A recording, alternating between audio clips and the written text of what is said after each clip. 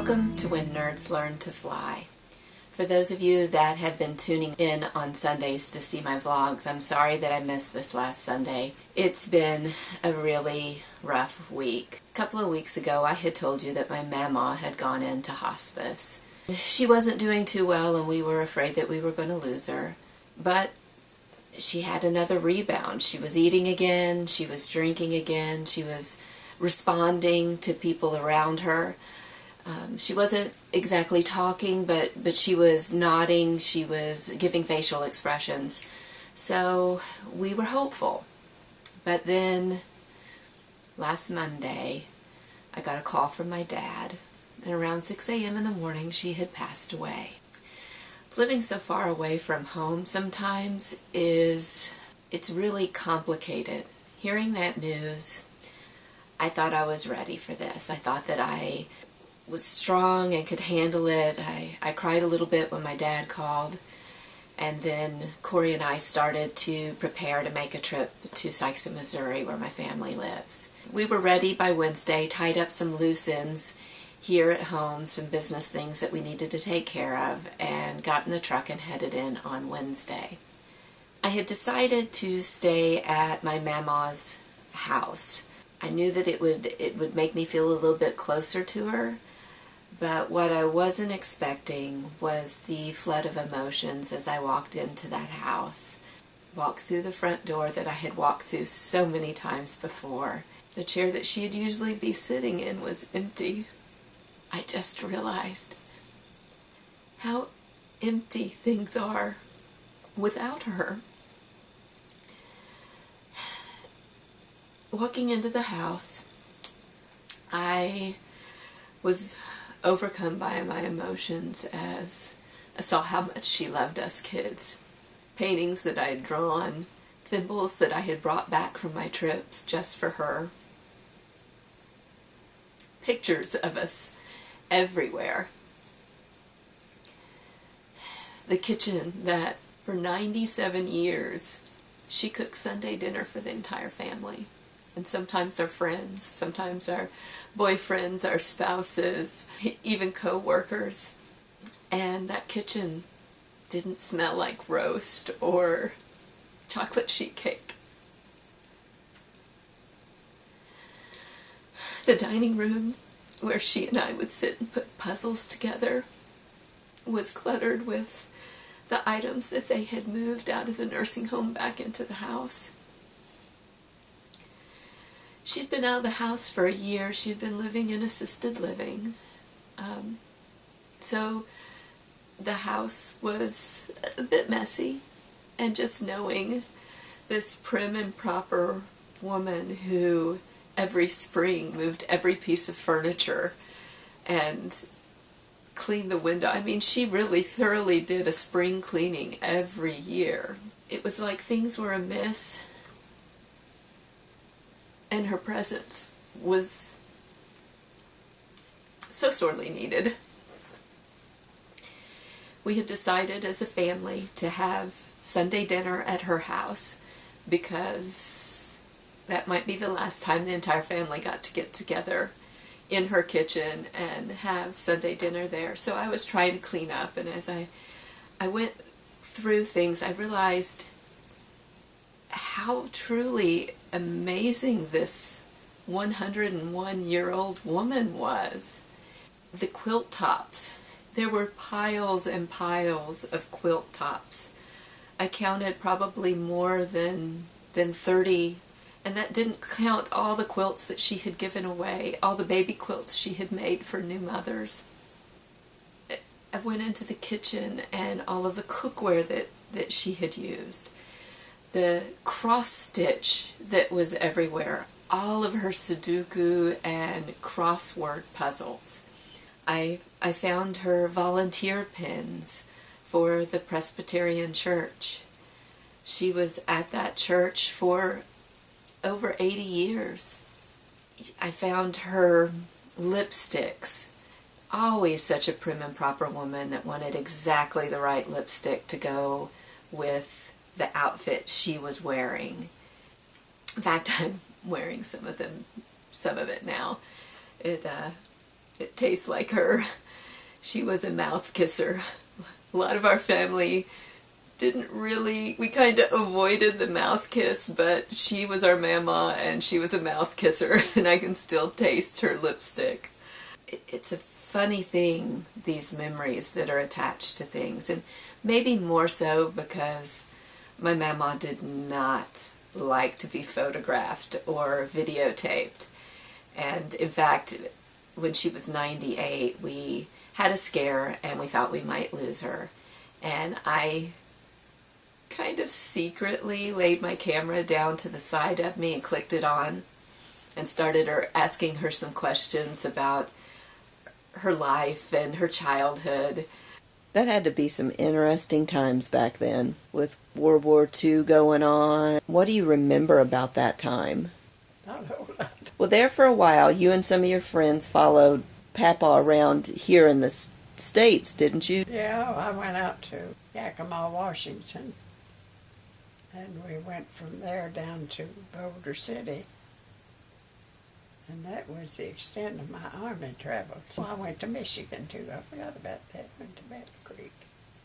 And that's when I come home, when he was sent to New Jersey to be shipped out. How did you and Papa meet? Oh, we'd known each other for a long time, because he just lived on the corner over there, and I just lived down the street from him. Whether we ever formally met, I think it just happened. Do for fun? Did you go to movies, or did you go dancing, or, I mean... I couldn't dance. We used to, Bisbee was our hangout.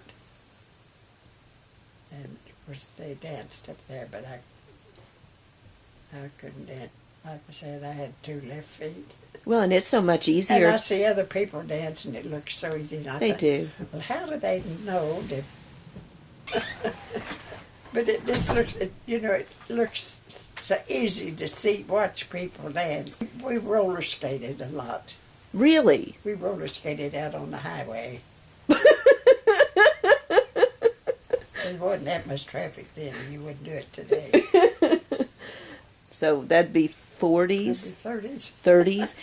Wow, I didn't know that they had roller skates in the 30s. I thought that was kind they of... probably had roller skates long before that. She'd kill me if she knew I did it, but I just had to have some of it, because as I'm looking through everything, trying to grasp onto those memories, I'm finding so very few films of her. And, there's just something about the sound of her voice and the comfort that I got from talking to her. I just was overcome by what a life this woman had led. 101 years, and the things that she had seen, and her ability to still continue to relate to younger people. I mean, she was a best friend to me. We could talk about anything. We had the funeral on Thursday, and I was so touched by how many people expressed exactly the feelings that I had of her, of how she was strong and outspoken, but kind and respectful at the same time.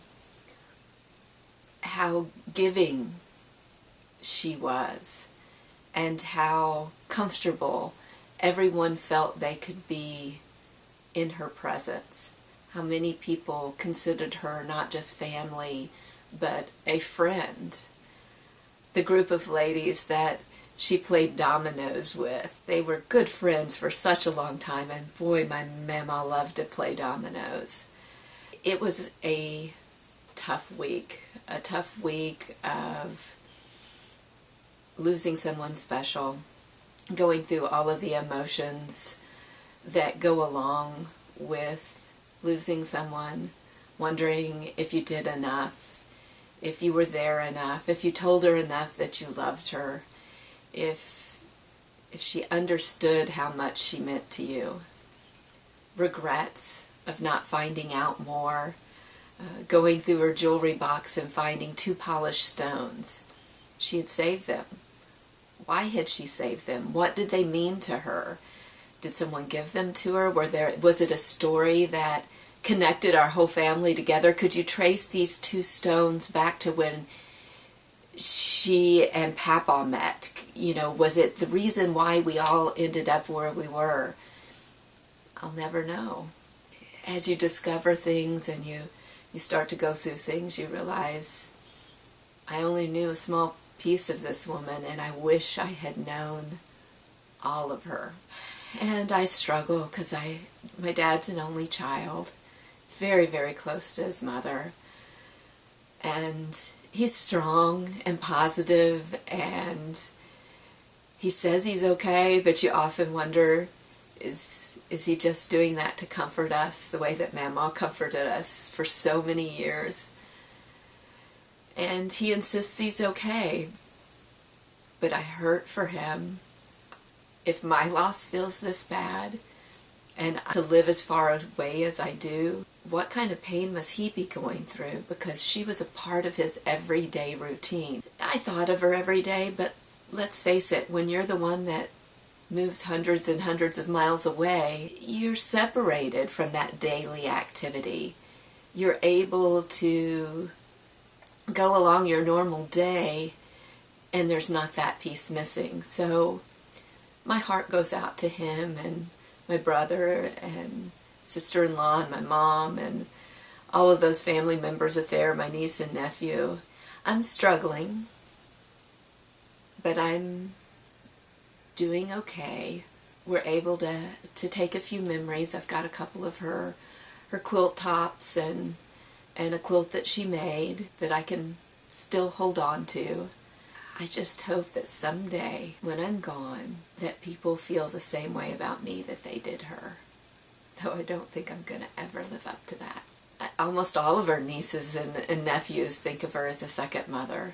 My family on my mom's side, who hold her in the greatest esteem. This was a woman that everyone loved, but still was a strong and outspoken woman.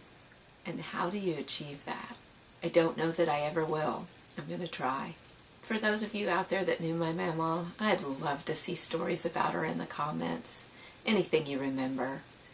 And for those of you that didn't love my Mam-maw but have someone in your life that means the most to you, go ahead and comment below. I'd love to hear those stories. Those positive, wonderful role models that we have in our lives. And for those of you who have been tuning in on Sundays, I'm going to try to get this vlog out every Sunday, barring any tragedy or anything else that happens. If you haven't subscribed, please hit that subscribe button. Hopefully I'll see you next Sunday, about the same time, same place. Bye, guys. Always an adventure. Yeah, that's us.